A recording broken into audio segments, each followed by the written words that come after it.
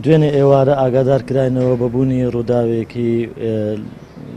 لە دەستدەرچوونی کۆنتڕۆلی ئۆتۆمبیل لەلایەن کارمەندێکی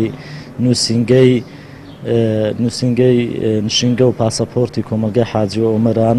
لە ڕووباری بەرسرین لەسەر ڕێگای سەرەکی چۆمان و سۆران بەداخەوە لە ئەنجامی لە دەستدەرچوونی کۆنتڕۆلی ئۆتۆمبیلەکەی ئەو کارمەندە بەناوی خوا لێ خۆشبوو ئیسماعیل حەسەن عەلی تەمەن 1983 کەوتە بەخۆی و ئۆتۆمبیلەکەی کەوتە نێو ڕووباری بەرسرین لە ئەنجامدا گیانی لەدەستدا. دەست بە جێتیمەکانمان لە بەرگری شارستانی بە سەرپەرشتی بەڕێز بەڕێوەبەری بەرگری شارستانی سۆران و کارمەندانی بارگای بەڕێوەبەرایەتی و تیمی مەلەوانی و بنکەی بەرگری شارستانی ڕەواندز و تیم ئەفسەری بنکەی بەرگری شارستانی ڕەواندز و کارمەندانی بنکەی بەرگری شارستانی خانەقا گەیشتنە شوێنی ڕووداو.